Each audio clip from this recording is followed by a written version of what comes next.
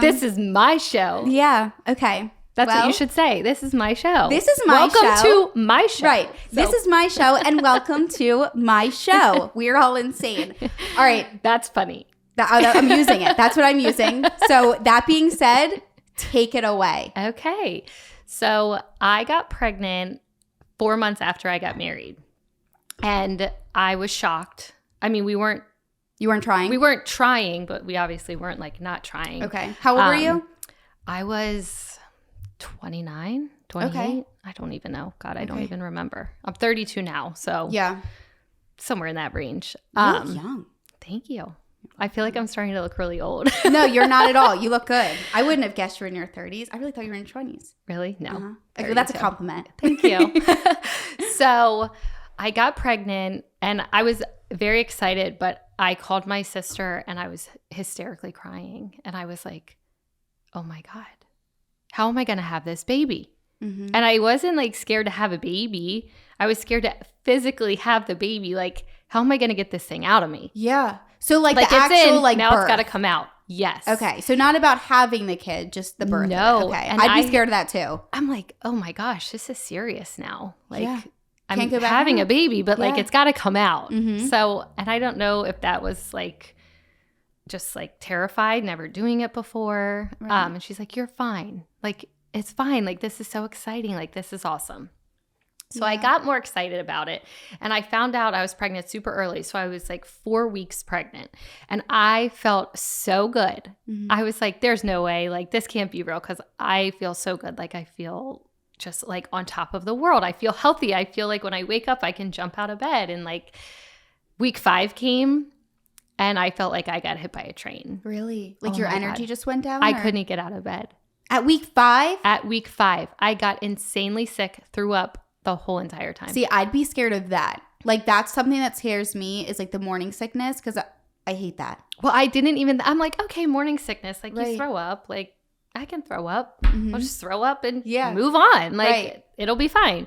And then it was like dry heaving nonstop. Like to the point where like I had rashes on my face and it was like from the blood vessels like breaking because I was just so sick. And the whole time all I could eat was cinnamon, like the brown cinnamon sugar Pop-Tarts. Oh, those are my favorite. They're so good. They are so good. I'm like, well, it could be worse. Yeah. But everyone's like, well, you need to eat. Like you have to eat. You're growing a baby. I'm like, I can't eat. I remember one time my mom was there. She's like, you need to be taking your vitamin because you're not eating. And I was like, I can't take that because if I take it, I'm just going to throw it up. So there's no point. She's like, you need to take it. And I was like, fine. You want me to take this vitamin? Took it. Not even 5 minutes later. Threw it up? Everything came out of me. I don't know what it was. Now looking back and like doing more research and seeing other people, there's a thing called HG and it's like I can't even pronounce it, but it's where you're just so sick the entire time. Like I would wake up. So it was like that the whole pregnancy or just like? The whole time.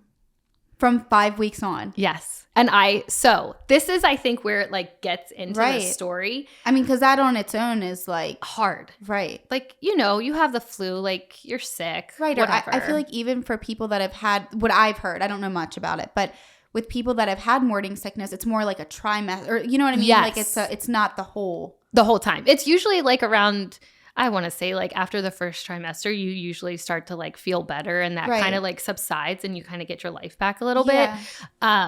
But I kept just thinking like, all right, it's going to go away. Right. Like this is going to go away. And it just did not stop. Like to the point where I was working, but I would get to work and go inside and just get like violently sick the whole time. And I would just bring my pillow to work and lay my head on the desk and be like, all right, well, I'm here. But like. That's miserable. Can't do anything. Right. So I think that's when I got depressed is from being so sick all the time. Like I couldn't even drive. Right. I couldn't do anything. Well, I think also like, you know how you feel when you're not eating for a day or like when that on its own can take everything out of you. So not being able to eat and throwing up every day for months in a row. I feel like in general that would just suck the life out of anybody. Yes. So there wasn't anything going in my body. Right. Like, and then I'm growing a human and were the doctors concerned at all about it? Like, did they say? Not really. Like, I think that they just see everything. So it's kind of like they're not surprised by it. Yeah. You know, and all my levels were always great. The baby was healthy. So I think that if things weren't going as well as they were, they would have been more concerned. But everything was always fine. Like my appointments went great. Everything with her was always good. So it was fine. But I don't even remember what month it was, but we lived by Piney Ridge. I think that's what it's called. Piney Run Park or something like that. Yeah, that sounds familiar. Yeah. So I'm sitting on the couch and I'm there by myself, like with my dog. And I'm like, what if when I have this baby, I took her there and just threw her in the water? Like you just randomly had that thought. It just came in my head. And this is why you were still pregnant. I was still pregnant. Okay. So I was like, oh my God, like that's terrifying. What's wrong with me? And then I just like pushed it out of my head and like nothing like that ever came up again. And it scared me, but it didn't scare me because I didn't have her. So I knew I couldn't do that. Like I knew nothing like that could happen because she's inside of me and she's fine. So you had a thought. Yes, that while I was pregnant. Like, you like throw her in the river? Throw her in the, yeah. Okay. And I was like, what the something's fuck? Wrong with me. Right. Like I'm the crazy lady that is on the news. Or even just that like in general. But in general, I mean, like you said, like you can't control your thoughts. So like for you in your own head, you're probably like, why would I even think of something like that? Like, yeah.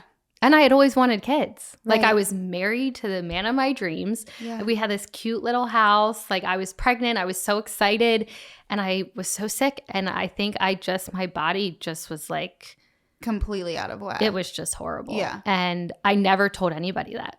Right. I never told anybody because I'm like, well, I'm not going to tell anybody that because that's insane. Right. Like they'll think I'm crazy. They will think I'm crazy and it'll just be horrible. Like who thinks that when they're pregnant? Right. So I had the baby. I was 41 weeks pregnant. I was throwing up through my delivery, couldn't dilate to 10 centimeters, was in labor for 41 hours, pushing the whole 9 yards, you know, and everything that could possibly like go wrong. Like I was having back labor, so I got an epidural, but it wasn't working. And I'm like, okay. So I was going to ask you how the delivery went. Not well. Not well. But like, you know, like I was like, all right, pregnancy has been terrible. Right. So delivery, like this is going to be a breeze. I'm going to pop this thing right out and like we're going to get on with our lives and never look back at that part. Right. And that didn't happen. So I ended up with a C-section, which, you know, I'm not a planner at all. So like, you know, people are like, I have this birth plan and this is how I'm going to do it. And I was just kind of like, I don't know. It's just going to happen how it happens because it's going to have to happen. So if I push her out or I have a C-section, she's got to come out one way or another. Mm-hmm. So that never like really scared me to have one. And I remember after I had her, it was like, I want to say like over an hour before I even held her. And I was so tired and they just like laid her on me. And I was like, oh my gosh, like, how am I going to do anything? I'm so tired. I can't even like sit up. And they pushed on my stomach so hard. And I was just like, it was just a miserable experience. Yeah. Like it was really hard to enjoy like the little baby that I just had. Why'd they push on your stomach? Because I guess they're like making sure everything's coming out and like there's no blood staying in there. Like I still don't even know. Okay. And that was when they like laid her on you. Mm-hmm. Okay. So it just like wasn't a very happy moment. It wasn't like this like, oh my gosh, she's here like moment. She was the cutest little thing I'd ever seen and I was like so happy. And I remember in the hospital, I had, you know, dreamed of like the cutest little outfits and like the little letterboard and like the newborn pictures. And I'm like, she's going to be so fun to dress and like we're going to just have like the most fun time. And it came time to take her pictures and I couldn't move and I couldn't get her dressed. And I was like crying because every little movement like I did to get the right picture and my camera that I have is heavy. Yeah. I don't know how heavy it could be, but it was heavy for me to hold and like try to maneuver. And I was so upset because this is like. So like you couldn't do it because you were depressed or tired? I was just tired and so sore. And like having the C-section, like I could barely move. So how long after was this with the pictures? This was before we went home from the hospital. Okay, so I was still right like very freshly out of this. And I was just so upset. I was like, I just wanted to take her picture. Like, I just wanted to do, like, this is what I thought was going to, like, get me, like, through my pregnancy. And, you know, the delivery was now, like, having her and doing these things that you think about the whole time you're pregnant. And we went home.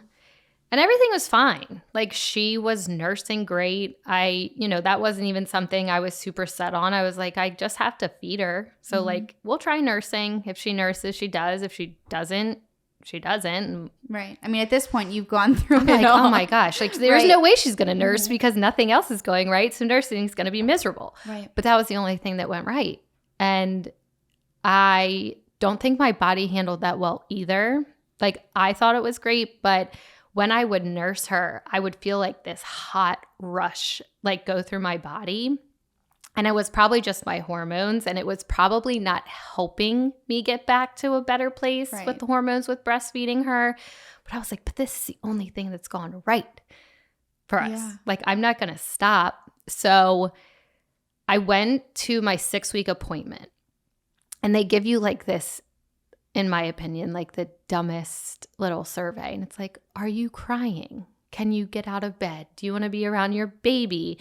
And I'm like, well, of course, like, I want to be around my baby, but I'm tired.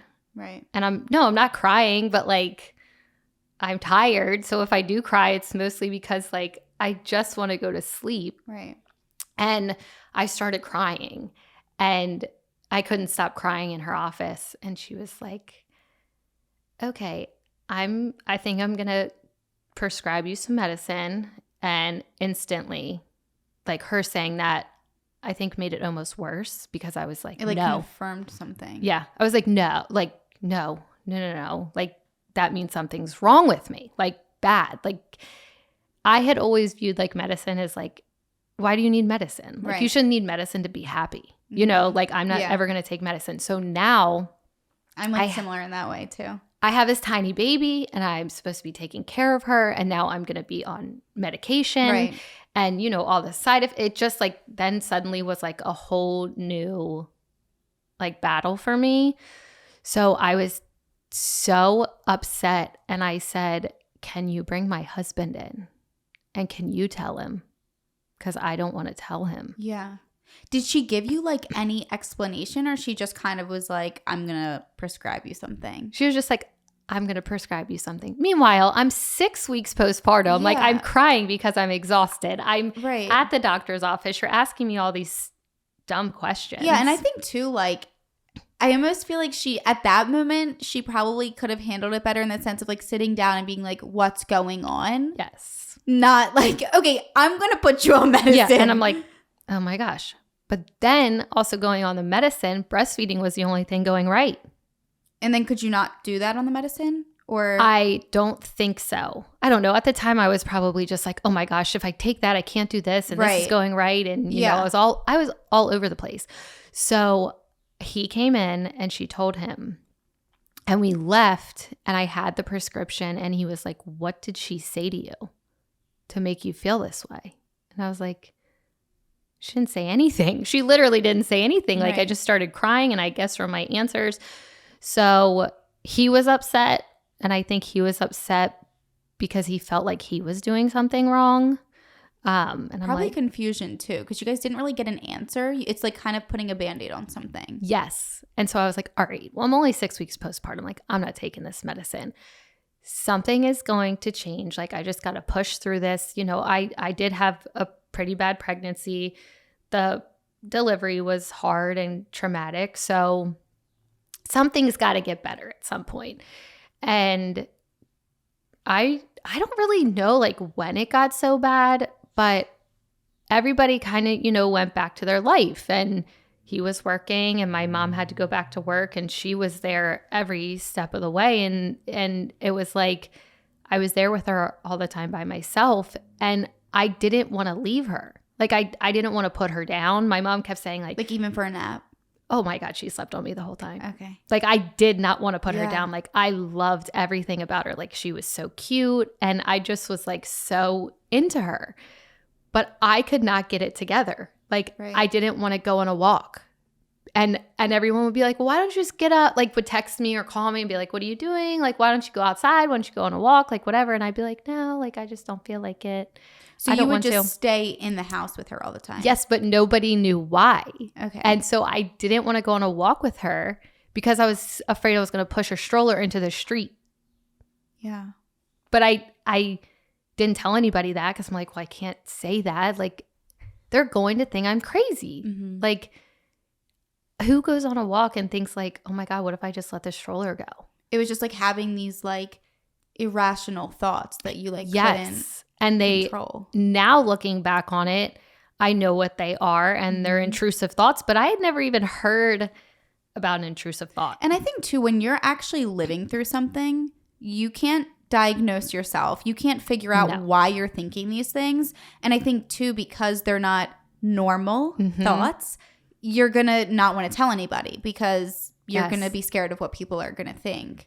And I wasn't so scared of what people would think of me. I was scared they were going to take my baby. Yeah. I was scared they were going to take her. I was scared my husband was going to leave me. I was scared like my whole life was going to fall apart because I was having these thoughts. And like, I felt like a horrible person. Like, I felt like, who was this person? Like, one night my husband was going hunting and he was like, all right, and I'm gonna go. And I was like, no, please don't go. And he was like, you know, you're fine. Like, you're fine.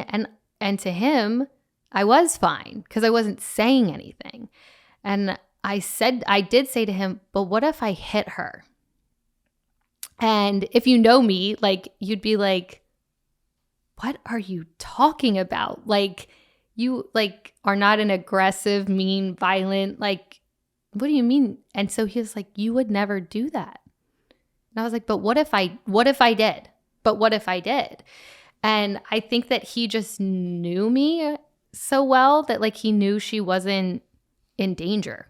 Like he was like, okay, like that's crazy, but you're not going to do that. Like, I've never seen you do anything like that in your life. So I think that's when things started really getting like bad. But after that, I never brought it up again.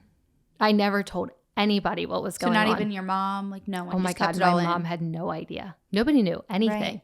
Did they ever, like, besides you knowing what was going on in your own head, like, do you think anyone around you kind of noticed that you were like acting different or no? No, which was so bizarre because, you know, all people talk about is postpartum depression. And it's like, you're crying all the time. You don't want to be around your baby. Like, you stay in your room and you want other people to take care of them, or like the baby crying sets you off. And like, it was all things that weren't happening to me. Right. So I would like Google search like postpartum depression, like literally every day, like, and read it and be like, I don't think I'm depressed. Like, I really don't think I'm depressed. Like, I get up with her. I don't want to be away from her.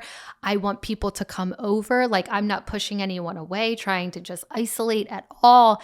And all the symptoms, I was like, I guess I'm just crazy. Like, I get like, that's not what I have. So then I started to convince myself that I was having postpartum psychosis, which terrified me even more because then you actually really are like, losing it. You're really losing it. And I'm like, all right, well, I'm really losing it, but I don't want to tell anybody that I think I'm really losing it because they're going to take my baby and they're going to throw me somewhere and like horrible things are going to happen. So I never mentioned anything to my mom at all. Like I think it was 2 days before my brother brought over a new girlfriend and I'd never met her before. And she came in and I just handed her the baby. Just handed her the baby. Like, I've never even met you before, but like, here's my baby. And I just like walked away. And I think it was because of all the thoughts I was having, she was safer with her than she was with me. Like, I was like, okay, nothing can happen because I don't have her in my arms. Right. So you almost started like losing trust in yourself? Oh, absolutely. I'd become like, my husband had knee surgery and he never took his pain medicine. And like, so I was like, well, you know, what do you want to do with this? And he's like, just take it in the bathroom and dump it down the toilet. Like, I'm not going to take it. Like, we don't need to have that in the house. And I walked into the bathroom and I was like, what if I just took all of this? I'm like, what in the heck? And I got like that hot rush over my body and I dumped it down the toilet and I walked out of the bathroom and I never said anything to anybody. Yeah. Because I was like, oh my God. It's almost like you were going like crazy within your own head. Oh, it was like, horrible. Because those are, it's almost like thoughts that, it's like the most extreme thoughts is what was happening. And you're probably like, this isn't me. Why the fuck am I thinking this way? I thought it was crazy. And like, so I walk out of the bathroom and I never said a word about it to him. And I was acting myself. No one knew anything that was going on because you couldn't see it. Right. It was all like mental. It was all mental. And I guess I had just like convinced myself that like that's just how I was and this was just postpartum stuff and like eventually it might go away. But I started getting really scared because I didn't want anything to happen. I didn't want anything to happen to me. I didn't want anything to happen to her.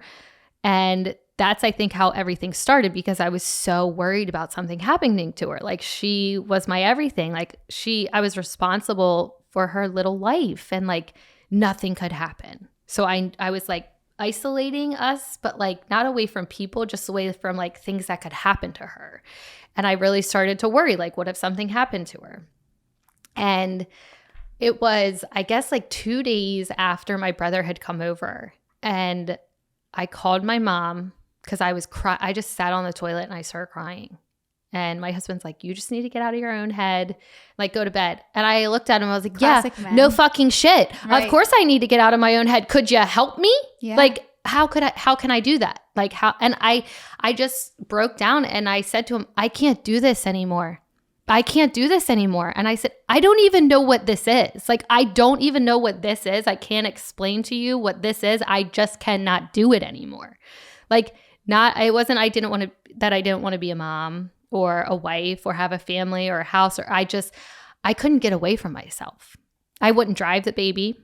I got to the point where I didn't even want to sleep in the same room with her because I was like, what if I wake up in the middle of the night and do something to her? But like, don't even know I was going insane. Yeah. Completely insane. And I'm like, what the fuck is wrong with me? And do you think it kept getting worse?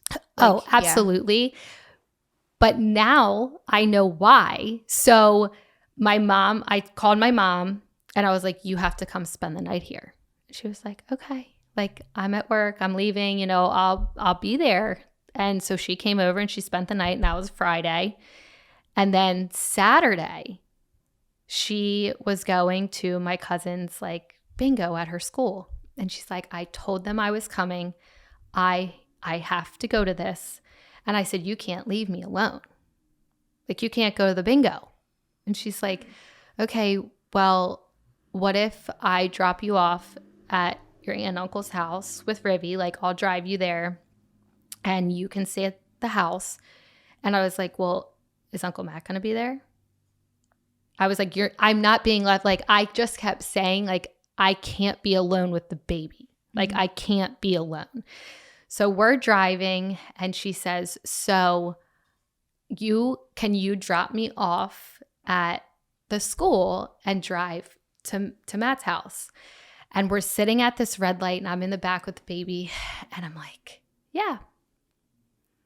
And then all of a sudden I just sat there and I was like, I'm afraid I'm going to kill myself. It was like word vomit, just completely like, I'm afraid I'm going to hurt her. I'm afraid I'm going to kill myself. I can't do this. I can't drive the car. I can't drive the car. I can't drive this baby. I can't drive myself. Like, I can't do this. And I just started hysterically crying and just like everything just started pouring out of me that I'd been holding in at this point for 3 months. I feel like that was probably your breaking point of like your cry for help of like, I need help. Well, it was when it got to the point that I couldn't be in the room with Ribby. And I was like, this is not good. Like, this is not fair. This isn't fair to me.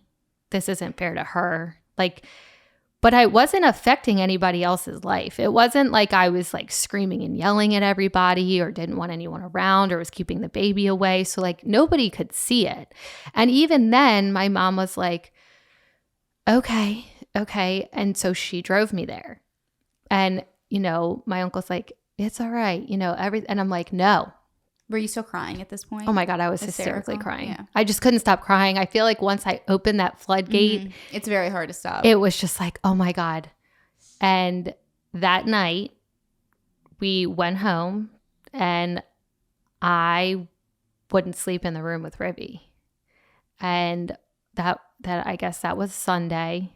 And so then when you told all of this to your mom, did she like ask you any questions, or she kind of was like, calm down? Like, my mom has always just been very supportive. Okay. And I think she didn't want to push because she could tell that I was like, I'm not like that. Like I'm just kind of like even keeled all the time, and like I don't cry a lot. I'm not like super emotional. I'm not very excitable. Like I'm not gonna be like jumping up and down screaming and like, oh my God, like yay. I'm just kind of like, all right, like okay.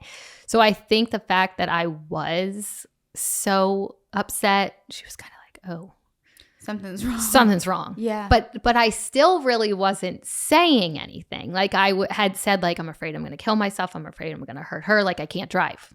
I just can't drive.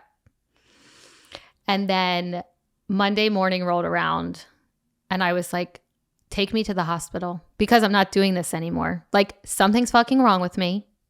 I'm insane. I need help.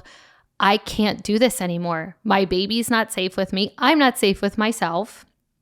I didn't even want to get in the shower by myself because I was scared I was going to do something to myself in the shower. What can you possibly do in the shower? Who knows? Like I was scared to do anything by myself.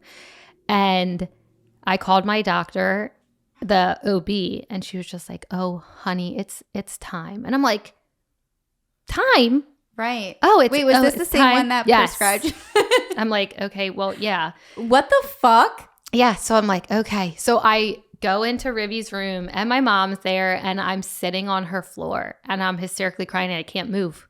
Like I just can't move. Like I'm like trying to pack clothes for her to make sure, she was going to my aunt's house because my husband was working, and I was just like, I don't even know what to do. I don't know how I'm going to get up off this bedroom floor to get in the car to go. So it was all voluntary, but it was still hard.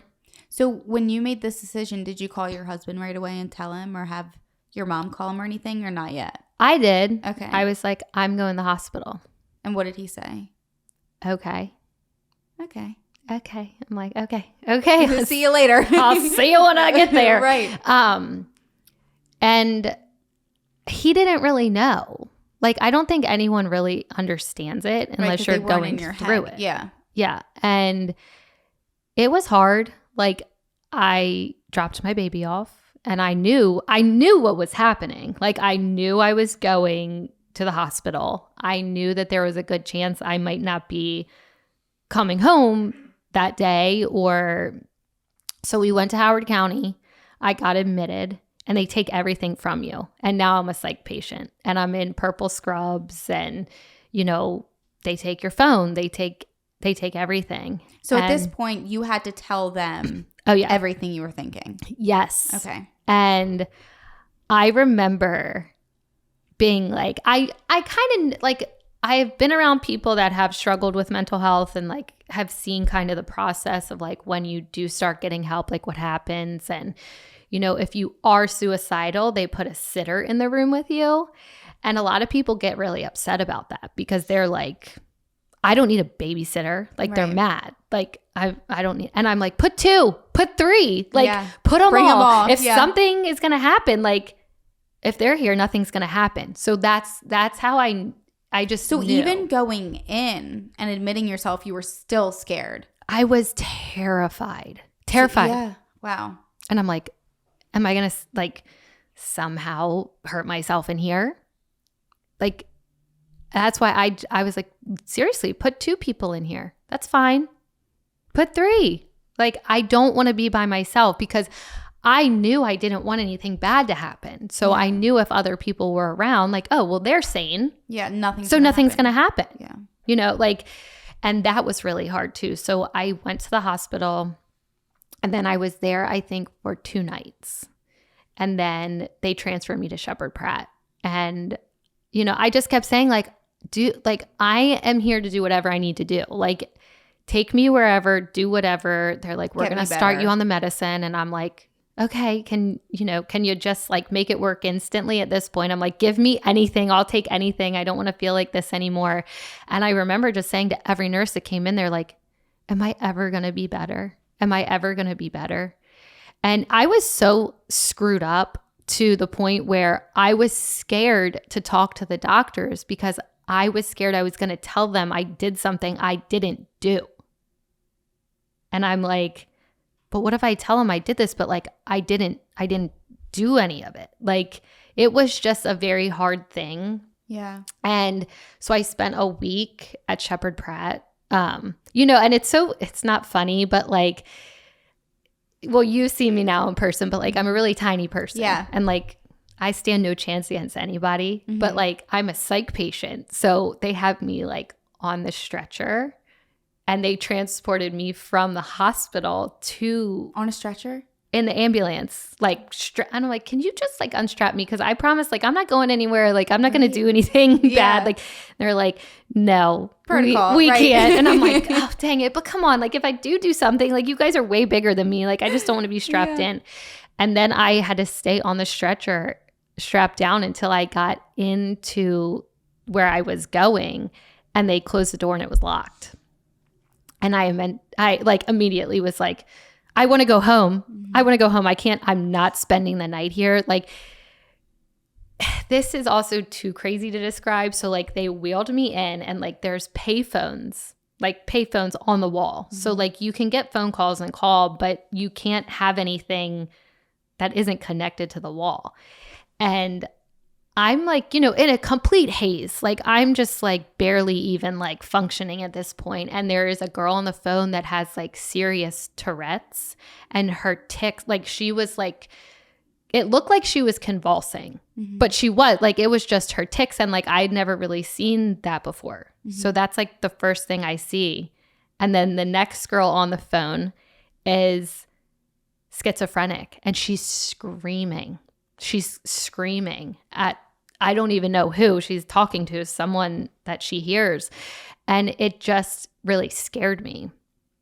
But it has given me such like a different view on mental health than I had, because like I was just there like postpartum with postpartum depression, but like it's a very, very serious issue that's grouped with schizophrenic and bipolar disorder and, different personality disorders. Like you're in a mental health facility with, the most serious things people can deal with.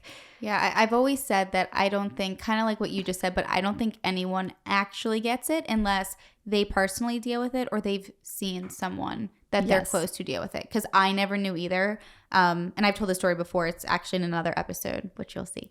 But like a guy I was with was over there. Yeah. And even me going there and visiting, well, first of all, experiencing what he went through, but then going there, it's like something that it would just never cross your mind. And it really puts a lot into perspective of like what actually matters in this life. And you're just like, wow, like I didn't even know. You know what I mean? Yeah. And it's just like, it's like a reality check in a way. And it's sad because like you said, like, I don't think enough people take mental health seriously. And it's just unfortunate. It is. And like what you were saying about visiting. So I'm sure, I don't know where he was or what facility, but so my family would come and they would, if you had a visitor, you'd line up, like the door would unlock, someone would walk you. It's like you're in jail. Yes. And I've never been to jail, but like from what, They're pretty strict there. They're very strict. Even coming in as a visitor, it's scary. Yeah. And, and now it was very emotional because I didn't want anyone to see me. Like everyone came to see me because I have such a supportive family, but like every person I would see, I'd hysterically start crying, and they're visiting me in a cafeteria. Yeah. With like all these people watching you.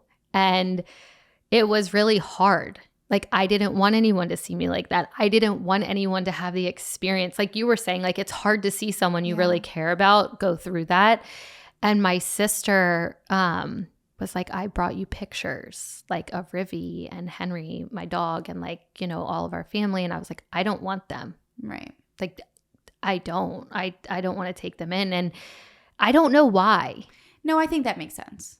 Like, I don't know if I just didn't want other people to see, or if I was having such a hard time that like, I was like, I need to focus on what I need to focus on and not be like, at that point, it was like nothing else mattered. I knew I had to get healthy. I think too, like at that point, like you said, it was like you're in there at this point for yourself and your daughter. And it's like, you need to focus. And I almost think that, like, I feel like I would be that way because it's almost like the separation of like, I don't want to think about anything else except getting the fuck better and like getting on with my life. So I think I would be the same way. Like I don't, and also I think too, in a weird way, it kind of is like, somebody giving that to you and then putting it in your room, it's like it makes it more like feel more permanent. You know what I mean? And it's like, no, I'll see him when I get out. You know what I mean? I think I would react the same way. And it was really hard because, well, too, it was like a co-ed unit, which I don't know why in the world I thought like it was just going to be girls or women or whatever. Right. Yeah. But now I'm in there with like men and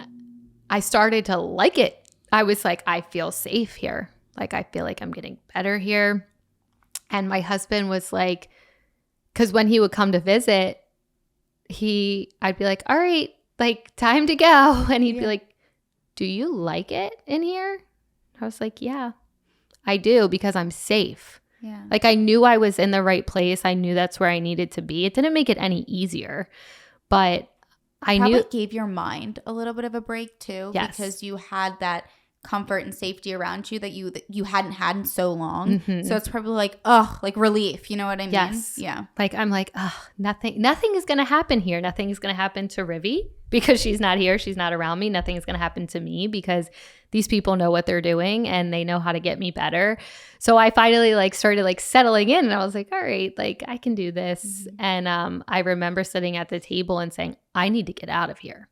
Like I need to get out of here so that no other mom has to do this. Like, this is ridiculous. Like, I cannot believe, like, no one told, like, they say, like, oh, watch her when you're leaving the hospital. The nurse is like, keep an eye on her. Like, things can get bad. And that's all they say. Mm-hmm. That's it. And then they send you on your way. And it's like, okay, well, like, how bad can it get? Right. How bad can it really be? Like, okay, I'm sad. I'm going to cry, whatever. And then you move on. But that's not how it can be. And it wasn't until I was a week there, 2 weeks outpatient, and saw my therapist. And I went in there, of course, like every time I'm telling this story, it's like so emotional. I'm just like crying and I'm like, but I don't think I was depressed. Like I really don't. Oh, hello, There's Kitty. Girl. Oh, Kitty. Hello. We always say that she's so cute. The support, the emotional. You are an emotional support. You're so sweet. All right, come on. So that was my first appointment with my therapist. And the second week I went in, she was like, so after you left, I was doing a lot of research and I was like looking into what you were telling me. And she's like, I think this is what you have. And I was like, well, they've already diagnosed me like major depression. I'm like, what the hell? Like, so I'm not depressed. When you were in Shepherd Pratt, did they give you any information of like what they thought it would be? Did they just say it was just major? I think it's grouped for postpartum for some reason as major depressive disorder or something like that. I don't really know. And then you were still on the medicines at this point? Yes. So why I was in the hospital for a week was because they kept bumping it up. So it was like 25 milligrams and then 50. And then like as they started, so I would meet with the doctor every morning. And as they would see like me not hysterically crying every time I talked about something or they could tell, I guess, I was getting better. And like from the way I was talking to them and telling them how I was feeling, that's why I was able to leave. Because they were like, all right, she's in a more stable. Did you feel ready? No. You didn't feel ready?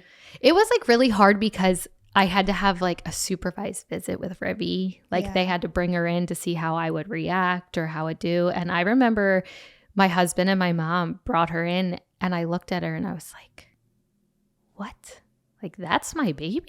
Like, I don't even think I knew what she looked like anymore. Like, it was so, like, I think I was just in such a haze and, like, just going through the motions. And every day it was just like, I got to get up. I got to take care of her. I got to feed her. It just became so repetitive. And it was just like, I just got to do what I got to do. That when I looked at her, I was like, And I wanted to hold her, but when I held her, it was kind of like we were very unconnected.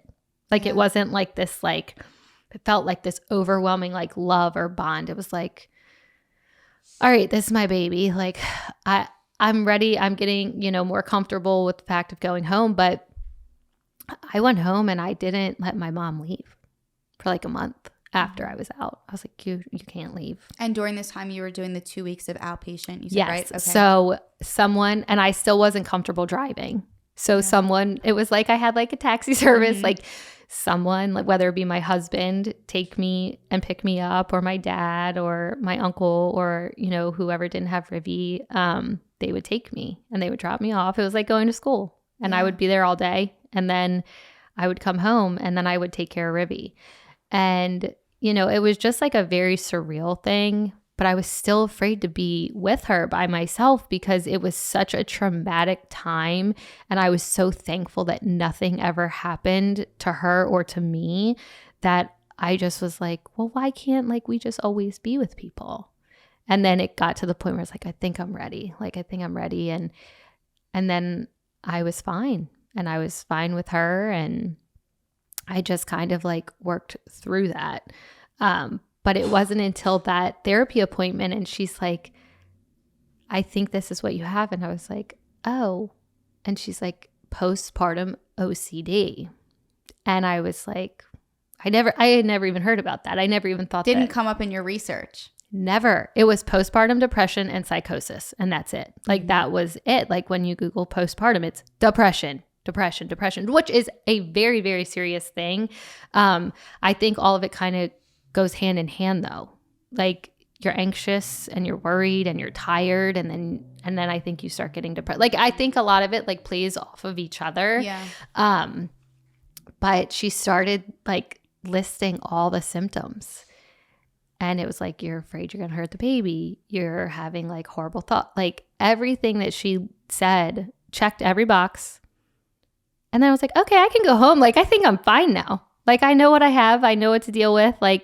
I can understand it. Right. And I think that was the biggest thing for me, is I couldn't understand it. I didn't know what was happening. I didn't know why it was happening. And I wanted to know why, and I wanted to be better.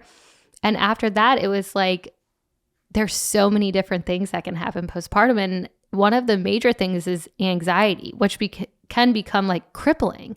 But I think a lot of new moms just think I'm just worried about my baby. This is just being a mom.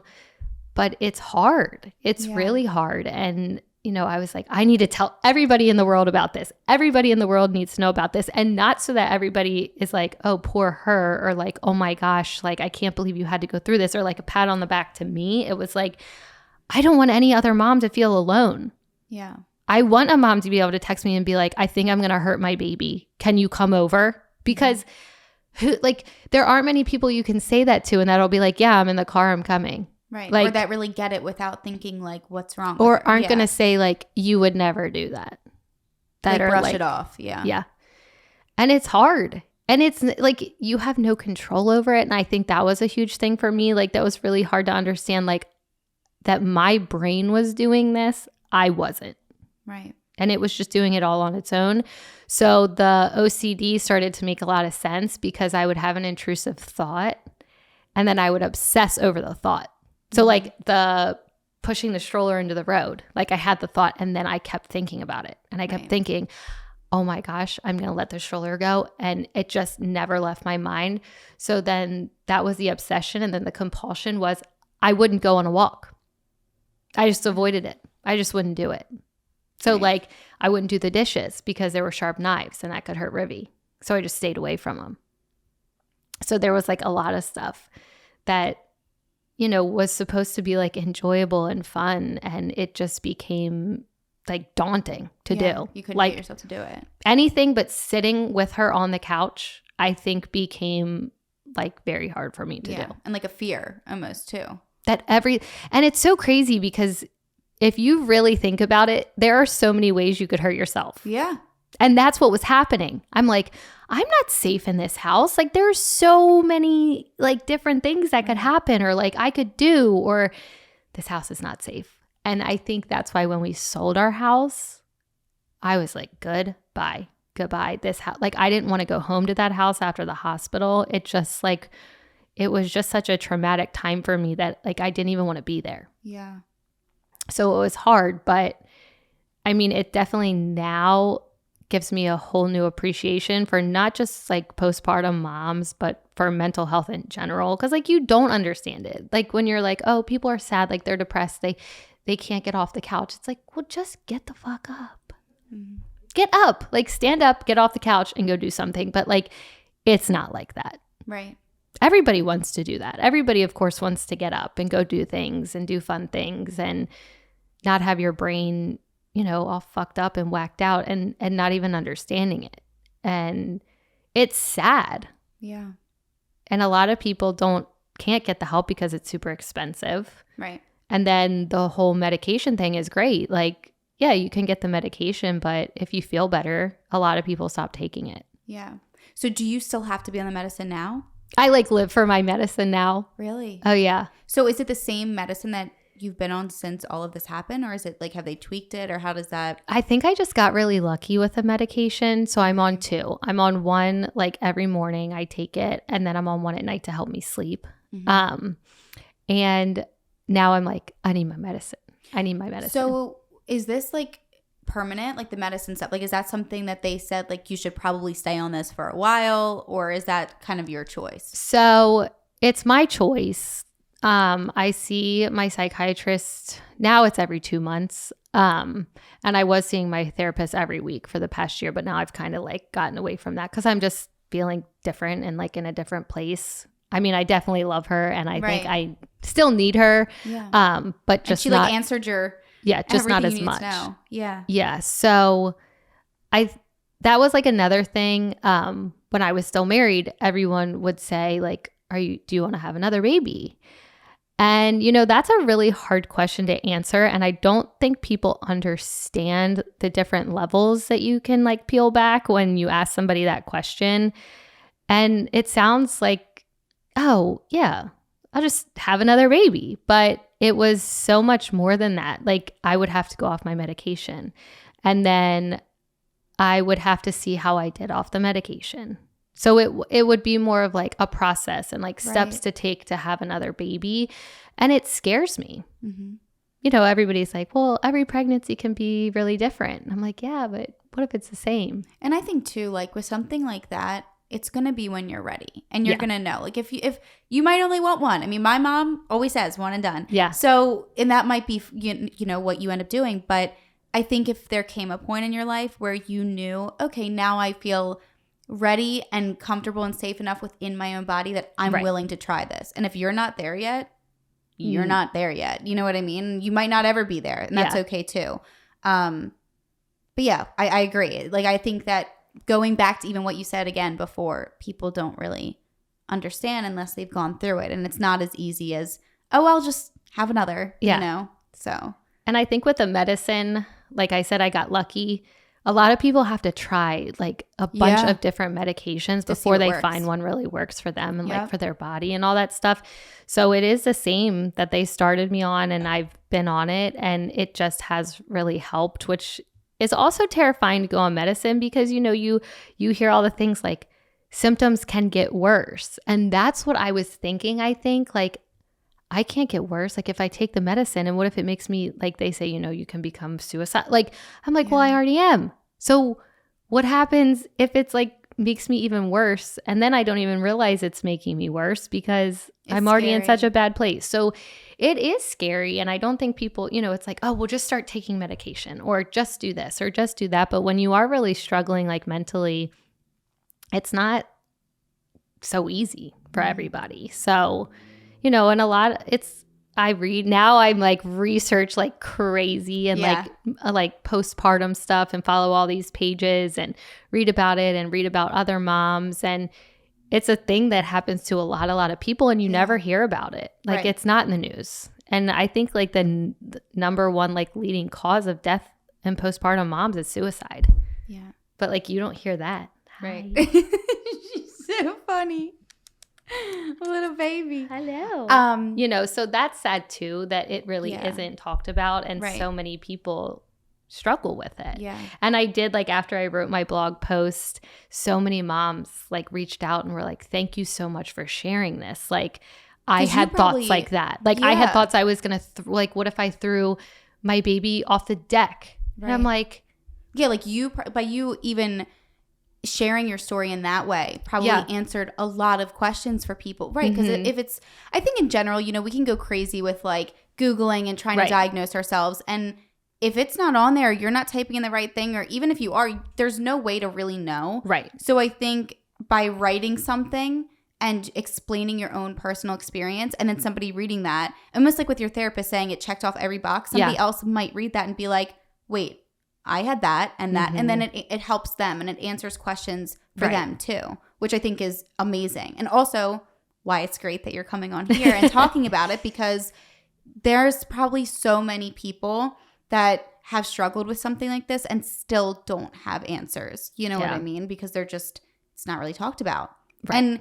And even so, kind of like what we were talking about before, I almost feel like there's a lot of people that think you should just be this perfect mom. Right. And it doesn't always happen that way. We don't live in a perfect world. The world's a scary place, and our brains have so much control.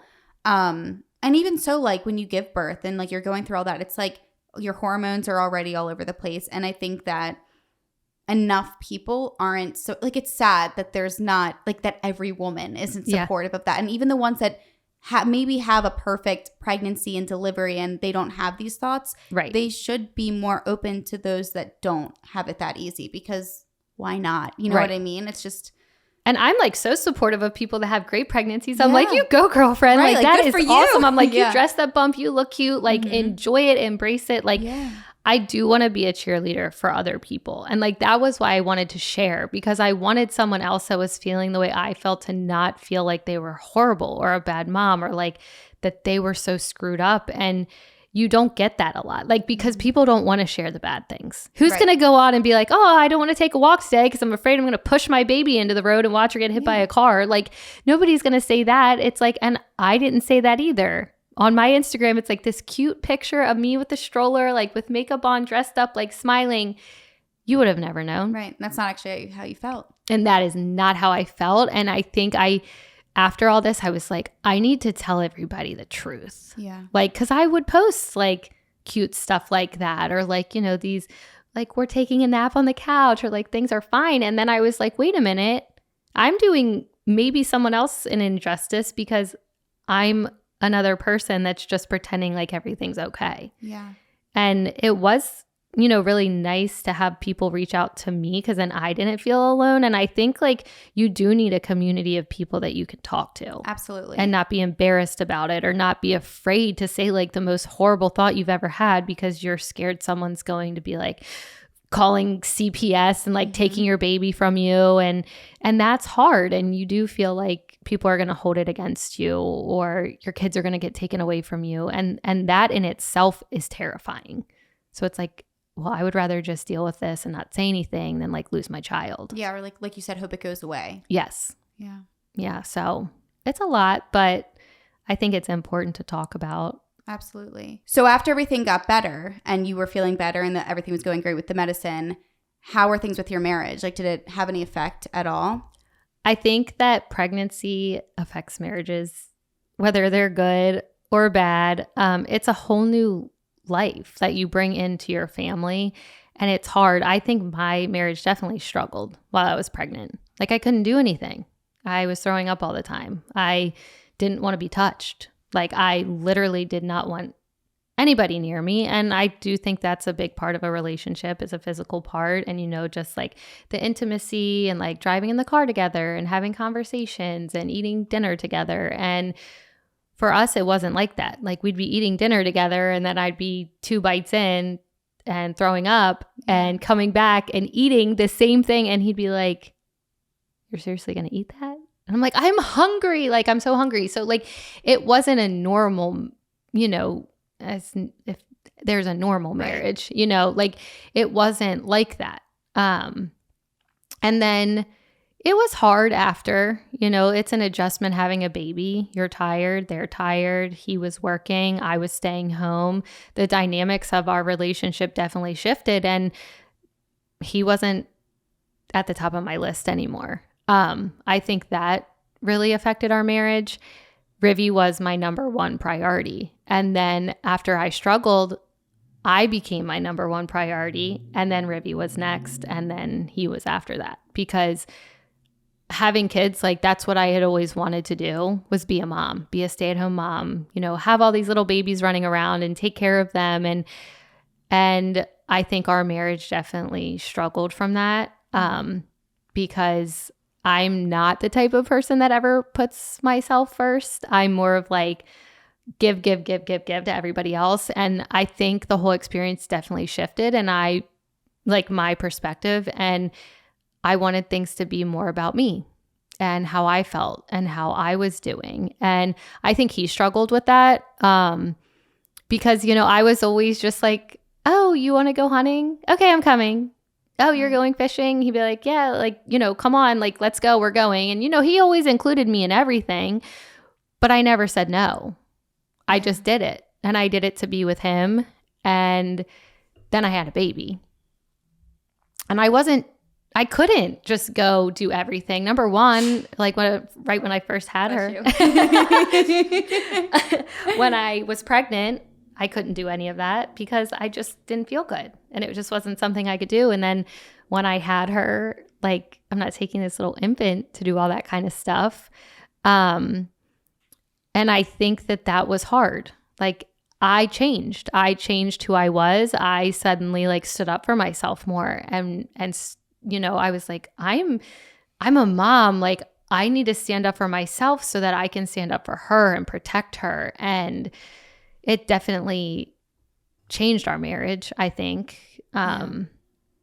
Which, you know, all good things come to an end at some point. So and I was just saying too today when I was talking to Claudia, I was like, I think that two people either grow together or they grow apart. And I think that it's so normal, because look at friendships. It can happen with friendships too, where you could be best friends with somebody for like 20 years and then maybe you guys just grow apart and your interests change. So I think that it's really common and it's really normal. And it sucks because, you know, you build something with someone, you have a baby with them, you know, and but when dynamics change, I think that if you have the strength, and I always like, I love like independence, like for myself, and I love to see it in other people, even in relationships.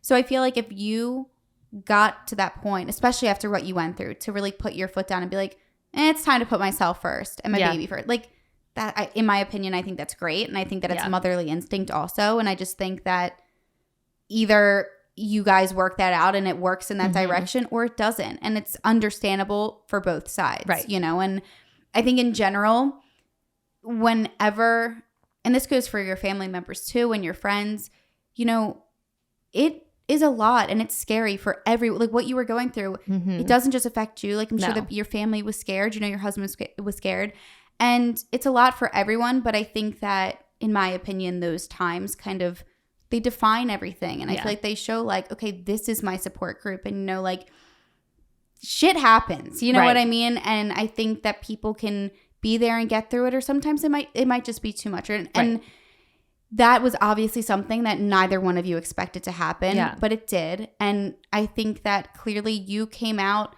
stronger, and you also came out with, like you said, so many more realizations about life, about mental health, about, you know, pregnancy, everything. So I think that it's really helped you grow into this new person, and being able to help others and almost be a voice that can reach other people. Yeah, and that was something that was super important to me. Like, I'm not confrontational. Like, I hate confrontation. And all of a sudden, like, I feel like I'm like standing up for myself and like saying like, no, I don't like this. Like, I think that some of that has helped from therapy and like learning what boundaries are and being like, no, you're allowed to have boundaries. Like, you can say no, or you don't want to do this, or that doesn't work for me, which is super important. I'd never even heard that word in my life.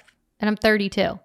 Like, to set a boundary, be like, no, I don't like that. I'm not doing it. And that's okay. Small things too. Yeah. It could even be like you said, like if you didn't want to go fishing that day, fuck it. No, I don't want to go fishing. You know what I mean? Like, and I'm not going. And I don't care. I'm not going. I don't want to do that. And I think I finally started being like, nope.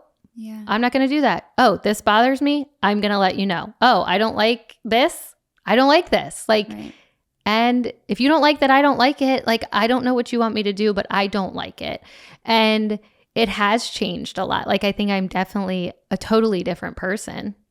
Right. For sure. And I think a lot of that has to do with what I've been through. And, you know, every time I like feel like, okay, I'm through this hump, like it was pregnancy, I'm like over that hump, you know, now I've got this baby. Then it was postpartum. I'm like, all right. And then it was my divorce. And I'm like, you know, but you get through it. And I think that all of those things are building me into who I'm supposed to be and to be a great mom and to show my daughter, like, it's okay for things not to work. It's okay to stand up for yourself. And I want nothing more than for her to have a great relationship with her father. I think she needs that. I think that's very important in her life. But, you know, then that shifts the dynamics of my whole life again, because now I'm parenting with someone that I'm not living with, you know, so that gets hard.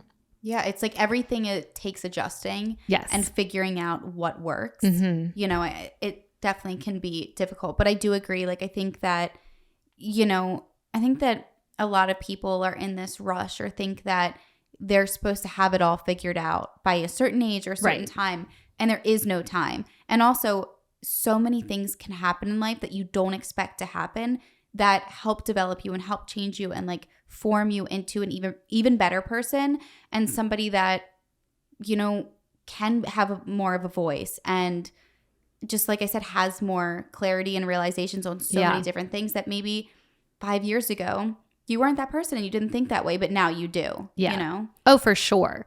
And like, you know, just with the postpartum stuff, like being a voice, I'm like, I want to be like everywhere. Like I had started, of course, like everything shifts and stuff, but I had been like, everybody needs to know about this. And like, I need to find a way that moms don't feel alone and moms don't go home from the hospital with like this stupid piece of paper with postpartum that's like in a package of, you know, 100 pages from the hospital. And I couldn't even tell you what happened to that once we left the hospital. It's like all about, you know, postpartum stuff.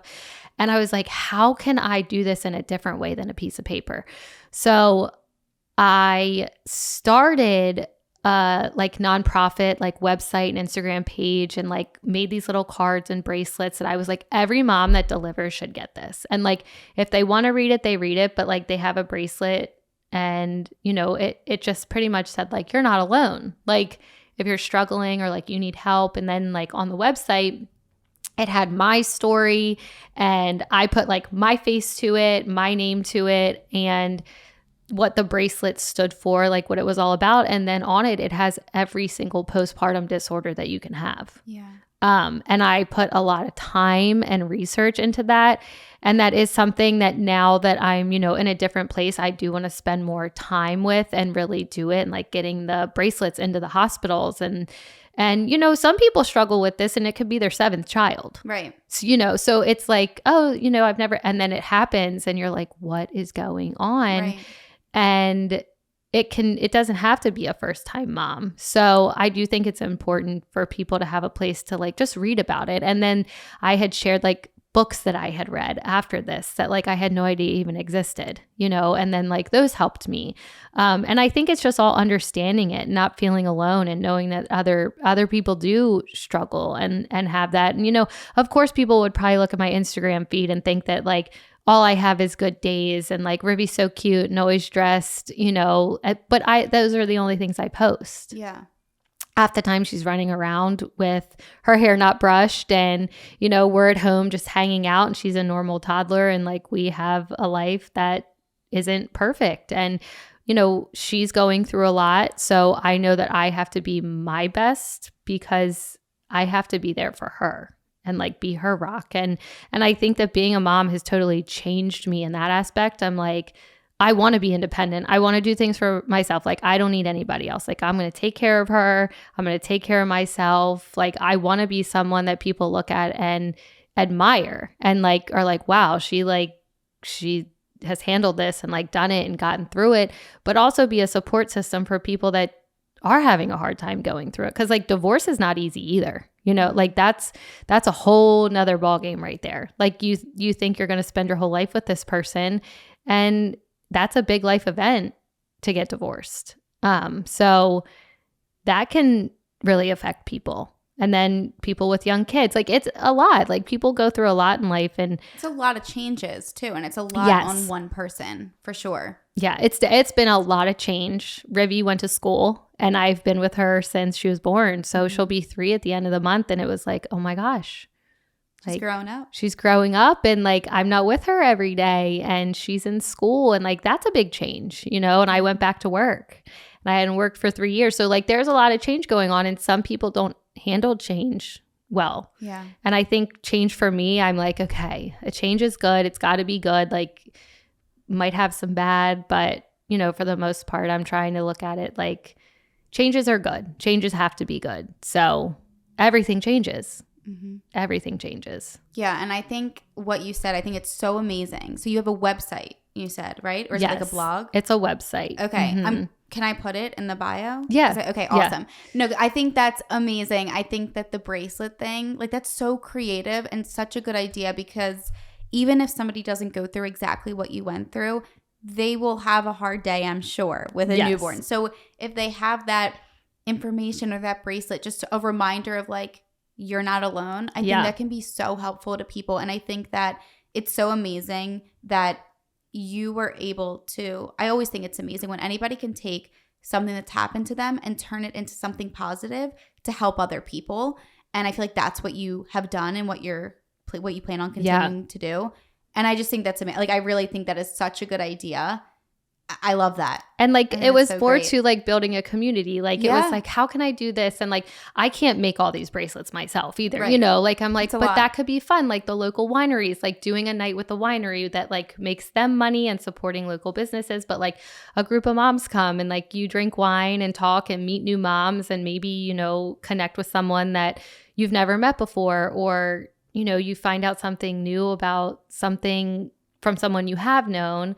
And like, it's just a community and it's just something fun. Like you can come and make the bracelets and you know that you're going to help another mom, or, and maybe you haven't experienced it, but like you have had someone close to you that has, and like you want to be there and like build other moms up. So that was it too. Like I wanted it to be something fun, and I'm like, and there's no way I can do all this by myself. So like I need a tribe. Like I need a mama tribe. Like I need all these people to like help. And that is really what it's about. Like being able to text your friends and being like, what the fuck is wrong with these kids? Like, what are we doing? Why did we do this to ourselves? You know, and like them text you back and be like, yeah, I have no idea what's going on. But so like, and that, you know, that's important. Like, I'm sure you have friends that you text and you're like, dude, what the fuck is going on? Yeah. And I was going to say too, I agree. Like, you know, you can have your friends and your family, and that's always great. They're always going to be, you know, that I feel like core support. But when you go through something, if you're able to build a community or find a community that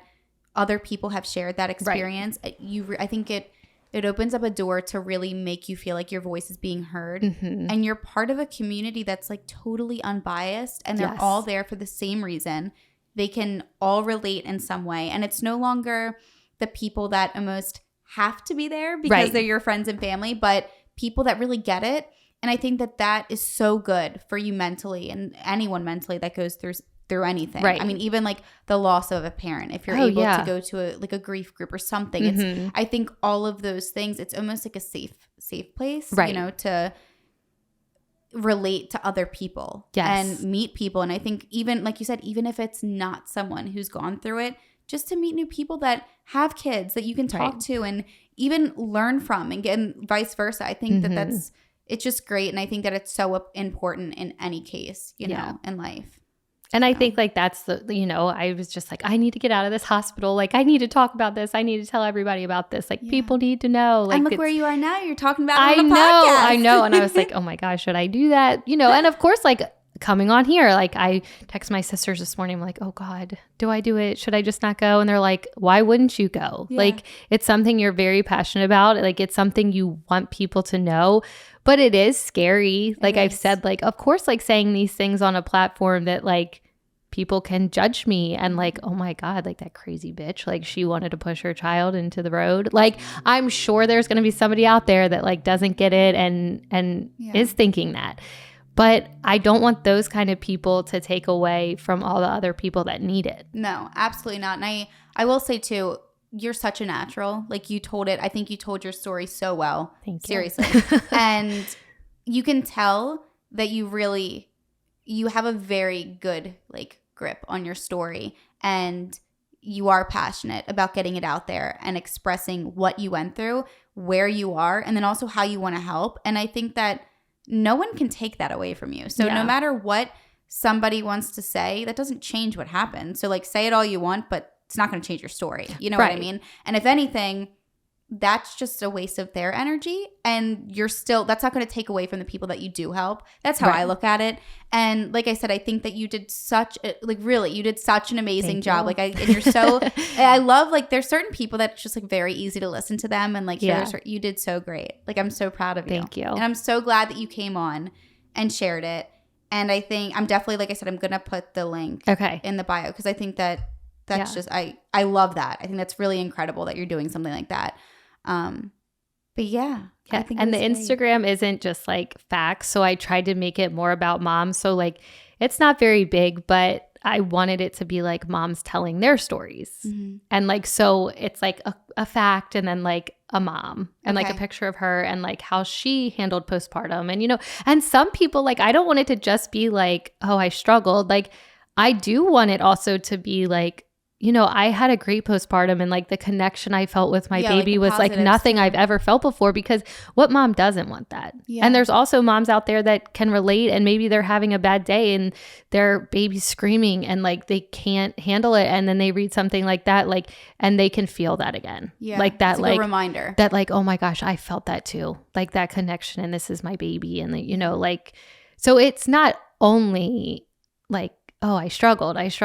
I want it to be just a good community for moms in general. Yeah. So I think that's awesome. Thank you. Did you have anything else you wanted to share? Or was that? No, I'm good. Well, thank you so much. I loved your story. I think that it's going to help a lot of people. And I think that you should be so proud of yourself for feeling confident within yourself enough to share it. I mean, that right there, I feel like even because like I was saying, or how you said you've changed so much, there's a chance that years ago you wouldn't have felt comfortable to do this. And I feel like absolutely right. So like look at that. Like this is a big thing. Yeah. So I feel like coming on here and feeling like strong enough and confident enough to express that and wanting to help so many people is incredible, and you should give yourself credit for that. Thank you. Of course. Thank you so much for coming Thanks on. for having me. Of course.